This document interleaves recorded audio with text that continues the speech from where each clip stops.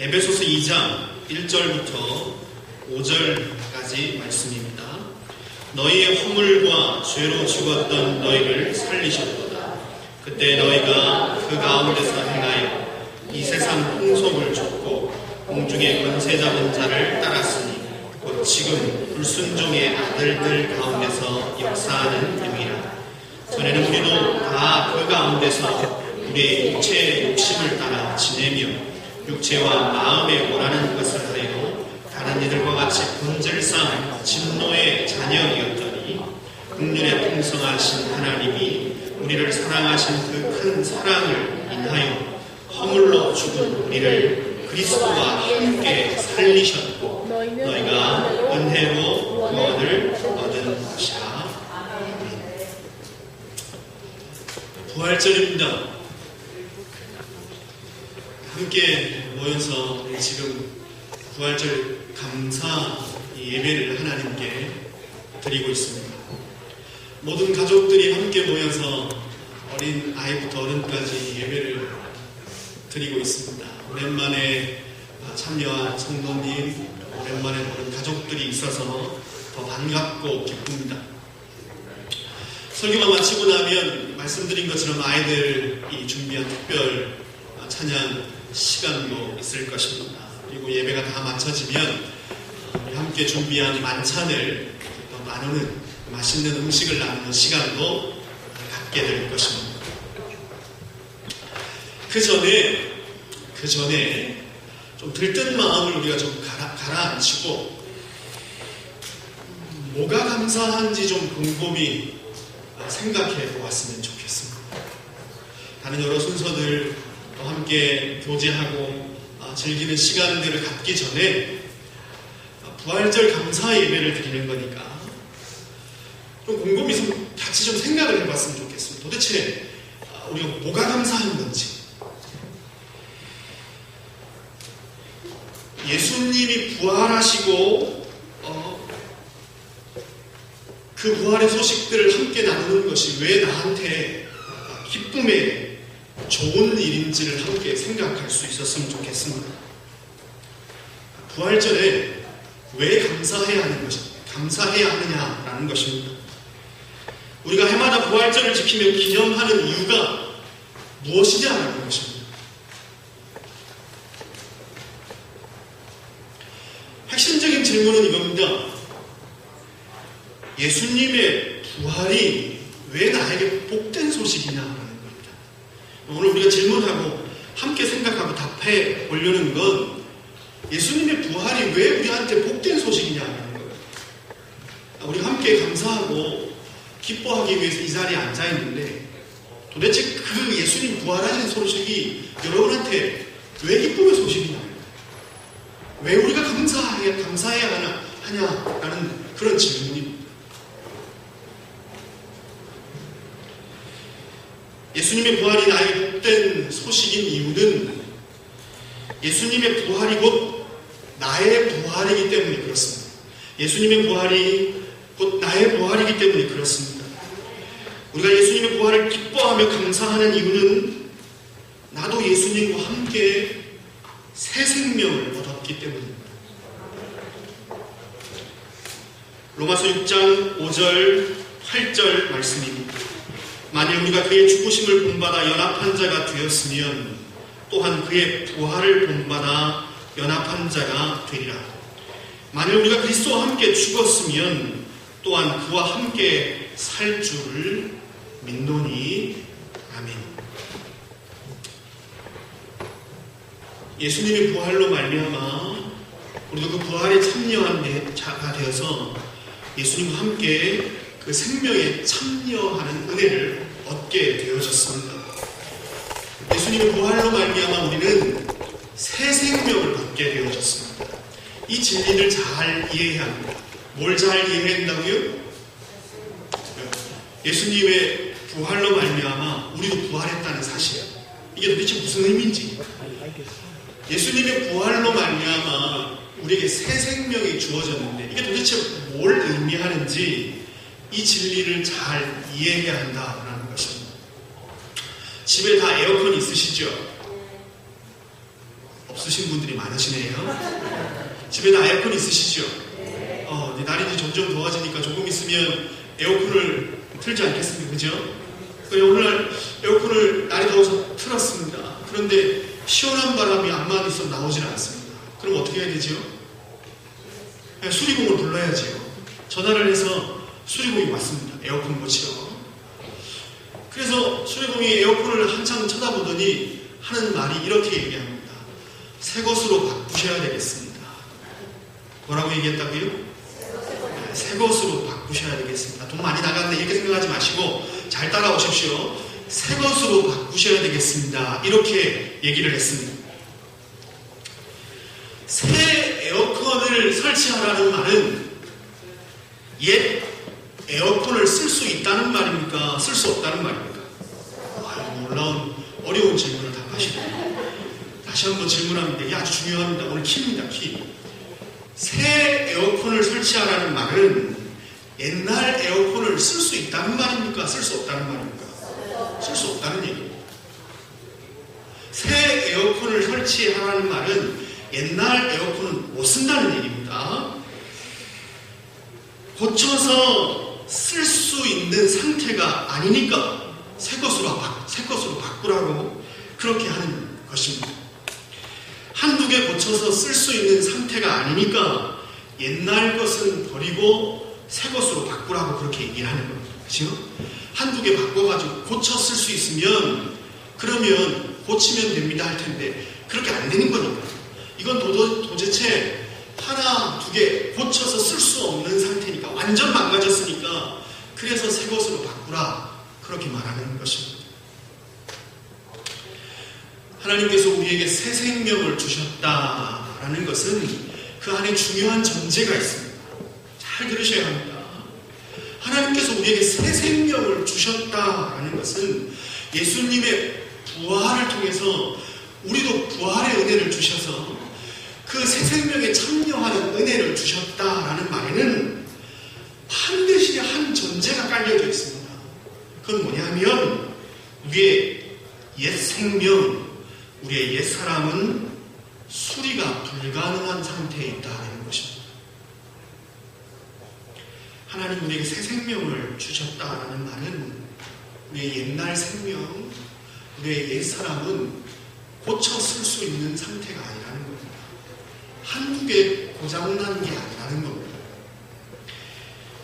제 기능을 하기에는 완전히 불가능한 상태에 빠져 있다라는 것이 그것이 우리에게 새 생명을 주셨다라는 메시지에 숨겨진 전제입니다. 이해하시겠죠? 왜 우리에게 부활이 필요한지, 왜 우리에게 새 생명이 필요한지를 알아야 합니다.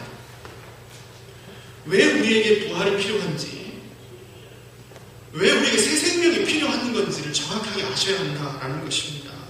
우리의 옛사람, 즉 새 생명을 받기 전 우리의 상태가 어떠했는지를 정확하게 알아야 한다는 것입니다.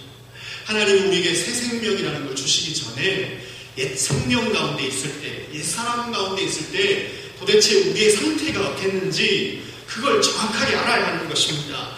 그래야 왜 예수님의 부활이 우리에게 기쁜 소식인지,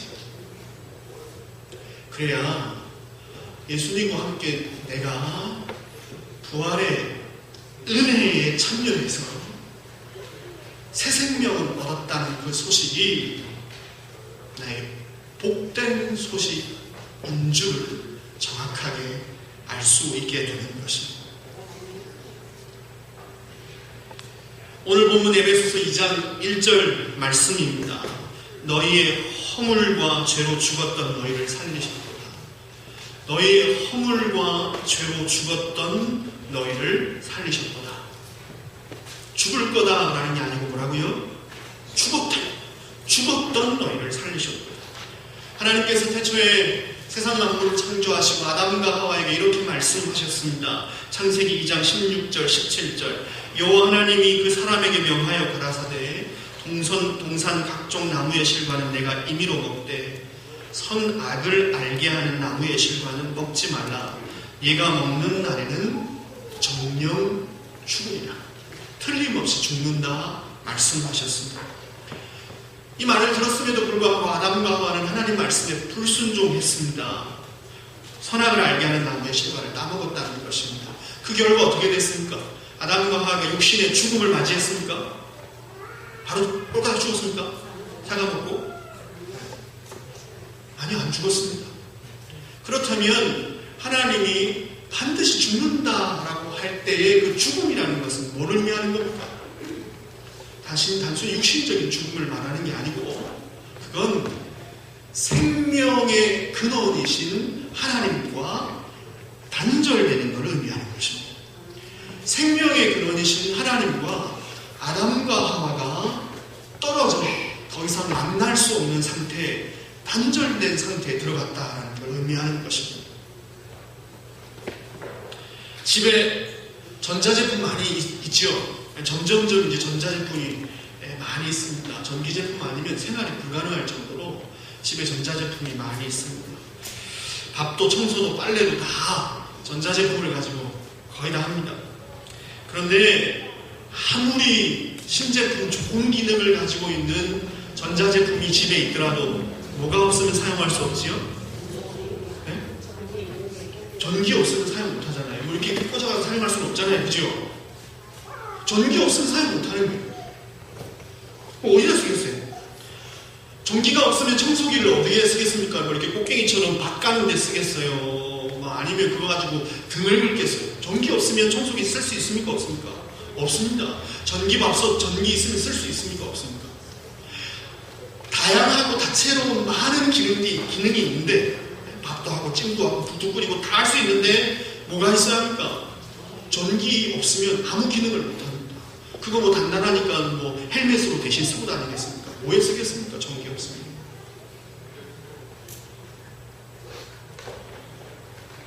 사람이 죄와 허물로 죽었다라는 것은 이것보다 더 심각한 상황에 빠졌다라는 것입니다.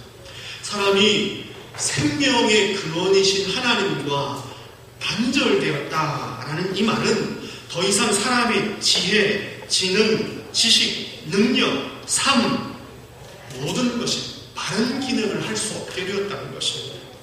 기능이 아무리 다양한 전자제품이 전기하고 연결되지 않고 끊어져 단절되면 아무 쓸데없듯이 사람이 가지고 있는 모든 능력과 모든 지식과 모든 인격과 모든 것들이 하나님과 단절되면서 바른 기능을 할 수 없게 되었다는 의미입니다. 하나님 보시기에 가치 있는 역할을 전혀 할 수 없게 되었다는 뜻입니다. 좀 더 존재 자체로 쓸모 없어졌다는 것입니다. 존재 자체가 아예 쓸모 없어진 거예요. 그렇죠? 전기 없으면 밥솥도 존재 자체가 쓸모가 없잖아요. 그렇죠? 사람이 생명의 하나님과 단절되었다는 말은 존재 자체가 아예 의미 없이 쓸모없는 존재가 되었다라는 의미입니다. 무엇을 하든 하나님을 기쁘시게 할 수 없게 되었다는 말입니다. 열심히 최선을 다해도 본래 사람이 창조된 목적, 그것에 부합하는 삶을 전혀 살 수 없게 되었다는 의미입니다. 무엇을 하든 하나님을 대적하는 하나님의 원수가 되었다. 그런 의미입니다. 허물과 죄로 죽었다라는 것입니다. 이게 우리가 새 생명을 받기 전 우리 상태라는 것입니다. 하나님의 사랑의 대상에서 하나님의 탄식의 대상으로 바뀌어졌다라는 것입니다. 창세기 6장 5절에서 7절까지 말씀입니다. 여호와께서 사람의 죄악이 세상에 관영함과 그 마음의 생각의 모든 계획이 항상 악할 뿐임을 보시고 땅 위에 사람 지으셨음을 한탄하사 마음에 근심하시고 가라사대 나의 창조한 사람을 내가 지면에서 쓸어버리되 사람으로부터 육축과 기는 것과 공중의 새까지 그리하리니 이는 내가 그것을 지었음을 한탄함이니라. 아멘. 존재 자체가 쓸모없어졌다는 것입니다. 하나님의 탄식거리가 되었다라는 것이 허물과 죄로 죽었다라는 의미입니다. 그게 새 생명 없는 자, 새 생명 받기 전에 우리의 영적 상태라는 얘기입니다. 우리의 옛사람의 상태는 생명의 하나님과 단절되는 것으로 끝나지 않습니다. 하나님을 떠나 마귀와 친해졌습니다. 하나님과 연결되어 있다가 하나님 떠나서 누구랑 친해졌다고요? 마귀랑 친해졌어요. 하나님의 품을 떠나 마귀의 수하에 놓이게 됐습니다. 하나님의 자녀에서 마귀의 종으로 신분이 바뀌어졌습니다. 오늘 본문 2절입니다. 그때 너희가 그 가운데서 행하여 이 세상 풍속을 좇고 공중의 권세 잡은 자를 따랐으니 곧 지금 불순종의 아들들 가운데서 역사하는 영이라. 아멘. 영적인 세계에서 누구에게도 간섭받지 않는 독립된 공간이라는 것은 없습니다. 영적인 세계에서 누구에게도 간섭받지 않는 독립된 공간, 이런 거 존재하지 않습니다. 하나님의 다스림 아래에 있든지 마귀의 지배를 받든지 둘 중 하나입니다. 양자택일 이거밖에 없습니다. 하나님을 떠난 인간은 곧 마귀의 지배를 받게 되어졌습니다. 그것이 우리의 옛적 모습, 옛 영적 상태라는 것입니다. 로마서 6장 23절 죄의 삭슨 사망이라. 요한일서 1장 3장 8절 죄를 짓는 자는 마귀에게 속하나니 마귀에게 소속되나니 마귀는 처음부터 범죄합니다. 죄를 지은 인간은 생명의 하나님과 단절되었고 그 결과 죽음에 이르게 되었습니다. 그리고 죽음의 권세를 잡고 있는 자가 사단이기에 사람은 마귀의 지배를 받을 수밖에 없게 된 것입니다. 이로 인해 우리는 평생 죽음을 두려워하며 죽음의 세력을 잡은 자 마귀에게 종노릇하며 살 수밖에 없게 되었습니다. 이것이 사람이 빠진 영적 상태입니다. 남 얘기하는 게 아니고 우리 영적 상태, 새 생명 얻기 전에 우리 영적 상태에 대해서 얘기하는 겁니다.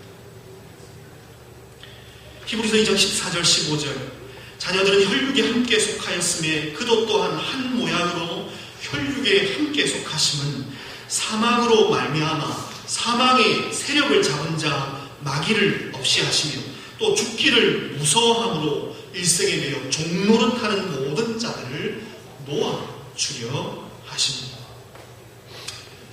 마귀가 선장이 되어져서 핸들을 잡고 있는 배에 그 배를 함께 타고 그 수화 아래 함께 배를 타고 가고 있다면 그 종착점은 같을 수밖에 없는 것입니다. 사람의 마지막은 마귀와 함께 멸망하는 것입니다. 하나님의 심판을 받고 영원한 저주와 진노 아래 놓이게 되는 것입니다. 이것이 부활의 소망을 모르는 인간의 상태입니다. 같이 살면 닮습니까? 안 닮습니까? 닮습니다. 같이 살면 말도 닮고요, 행동도 닮고요, 마음도 닮고요, 심지어 모습도 닮아가. 같이 살면 닮게 되어 있습니다. 사람이 마귀 아래에 놓여서 마귀와 함께 살기 시작하면 사람은 당연히 무슨 일을 하게 될까요? 마귀 짓을 할 수밖에 없는 것입니다. 죄는 확장합니다. 죄는 가만히 있지는 않습니다. 죄는 반드시 확장합니다.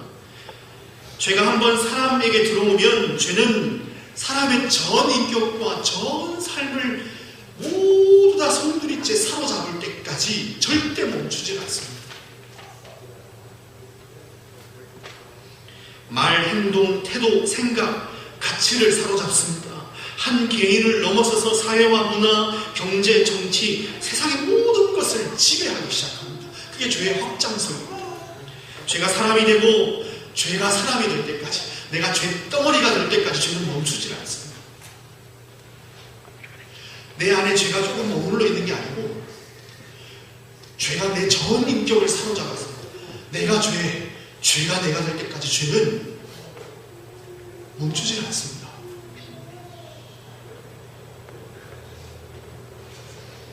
오늘 본문 3절 말씀입니다.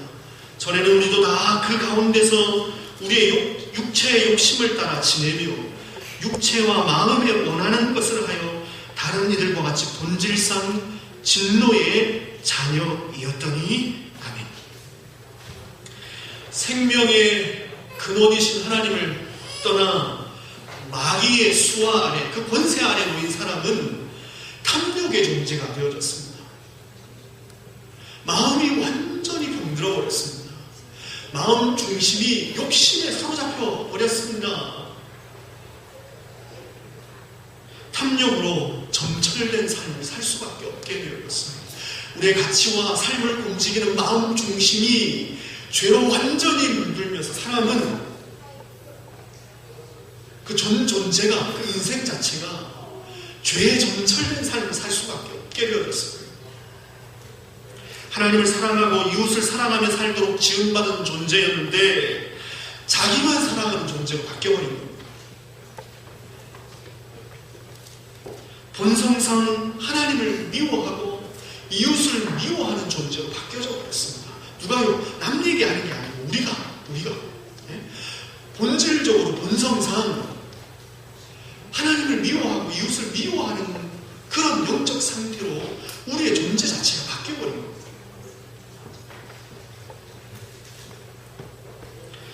착하고 법 없이도 살 수 있는 사람이다 싶어도 자기 이익에 반하는 사람, 상황, 조건을 만나면 사람의 본성이 드러나게 되어 있습니다. 야, 저 사람 진짜 착하다. 법 없이도 살 수 있는 사람이다. 근데 그 사람이 자기 이익에 반하는 사람을 만나거나 상황과 조건을 만나면 반드시 그 본성을 드러내게 되어 있습니다.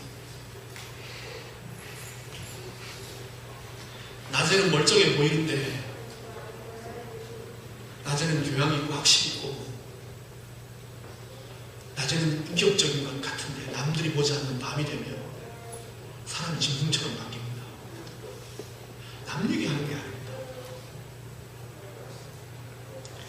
내 자식, 내 가정, 내 집, 내 나라, 나와 관련된 것들은 모두 선한 것으로 바뀝니다. 내 자식이 남을 때려도 우리나라가 다른 나라를 침략해도 모든 것을 합리화합니다. 그게 우리 본성입니다. 이것이 우리의 옛사람, 옛생명의 상태라는 겁니다. 고장난 것 고치고 부품 좀 바꾸어서 쓸 수 있는 상태가 아닙니다. 들으시고 아시는 것처럼 우리의 영적 상태가 이 지경이니까 이거는 뭐 한두 개 고치고 뭐 부품 갈아서 새롭게 쓸 수 있는 존재가 아닌 겁니다. 이런 상태에 있는 자들에게 남은 것은 하나님의 진노와 저주밖에 없습니다. 죽음밖에 남은 게 없는 겁니다.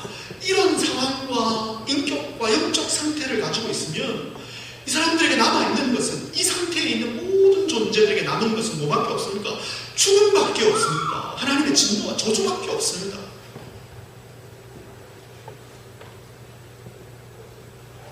부품 갈아가지고 쓸 수 있는 상태가 아니면 이거 못 쓰는 건데 갖다 버려야죠. 우리는 이런 비참한 상태 가운데 있었습니다. 사랑하는 성도 여러분, 우리는 이런 비참한 상태 가운데 있었습니다. 이걸 먹으면 진짜 감사할 수 없습니다.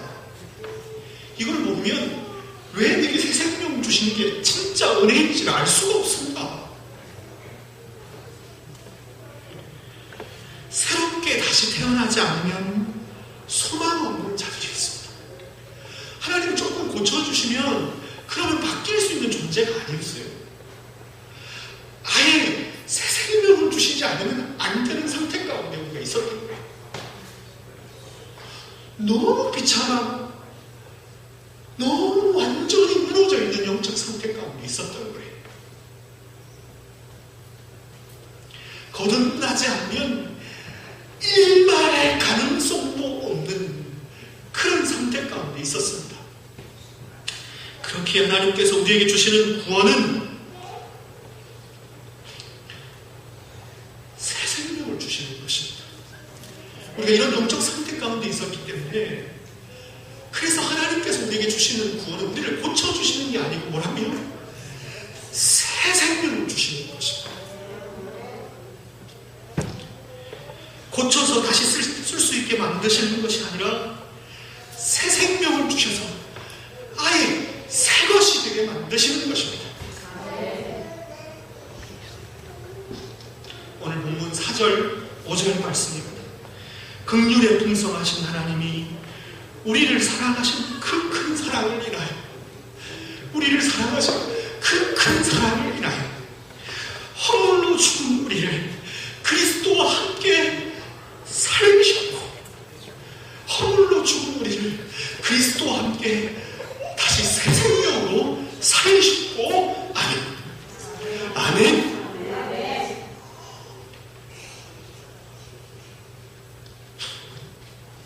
생명의 하나님을 떠나서 죄와 허물로 죽어있는 우리에게 하나님이신 예수님께서 사람의 몸을 입고 이 땅으로 찾아오셨습니다. 하나님을 만날 수 없고 우리는 도저히 하나님께 나아갈 수 없는, 거룩하신 하나님께 나아갈 수 없는 자들이요. 그런데 이 땅에 오신 하나님이신 예수님이 자신의 몸을 찢으셔서 하나님께 나아갈 수 있는 새롭고 산 길을 열어주셨습니다. 쇳덩어리 인생, 행하는 것마다 하나님 대적하고 하나님의 진노와 저주를 쌓던 자들이 우리입니다. 선을 행하는 것 같은데, 양심적으로 사는 것 같은데, 그런데 자기밖에 모르는 결정적인 순간에는 내 입에 반하는 일만 생기면 남들이 어떻게 되든 나만 생각하는, 자아가 썩어 문드러진 인생들.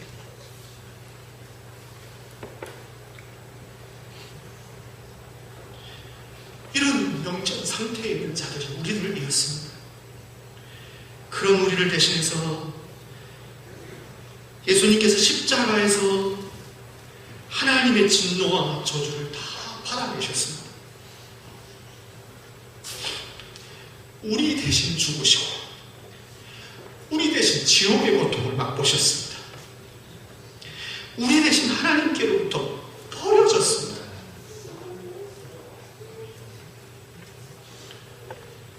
우리 대신 예수님 달리신 그 십자가에 소망 없는 우리의 옛사람, 옛생명도 함께 달려 죽게 하셨습니다. 대신 죽으실 뿐만 아니라 함께 죽게 하셨습니다. 동일하게 예수님의 부활에 함께 동참하는 은혜를 주셨습니다. 부활하신 예수님과 함께 새 생명을 얻게 하셨습니다. 예수님과 함께 옛사람은 죽고 예수와 함께 새 사람으로 다시 태어나게 만들어 주셨습니다. 그러므로 우리가 그의 죽으심과 합하여 세례를 받음으로 그와 함께 장사되었나니, 이는 아버지의 영광으로 말미암아 그리스도를 죽은 자 가운데서 살리신 같이 우리도 또한 새 생명 가운데 행하게 하려 함이니라. 아멘. 오늘은 바로 이 새 생명을 받은 것을 감사하는 날입니다. 우리에게 새 생명 주신 은혜를 감사하는 날입니다. 소망 없던 우리의 옛사람, 우리의 옛 영적 상태를 기억해내는 날입니다. 우리가 어떤 존재였는지, 우리가 얼마나 처참한 상태 가운데 빠져 있었는지, 왜 저와 여러분에게 거듭나는 은혜가 필요한지, 왜 우리가 고칠 수 없고 새 생명이 필요한지, 왜 우리가 반드시 거듭나야 하는지 그 이유를 생각하는 날입니다. 오늘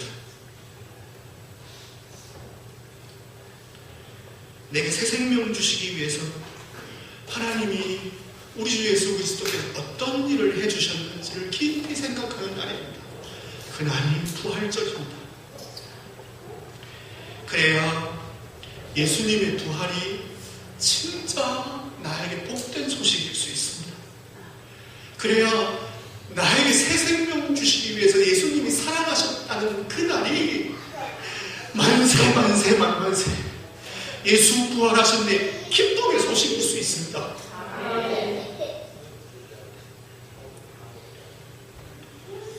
이 부활의 참 은혜를 깊이 누리시는 저와 여러분 되기를 주님의 이름으로 축원드립니다. 기도하겠습니다.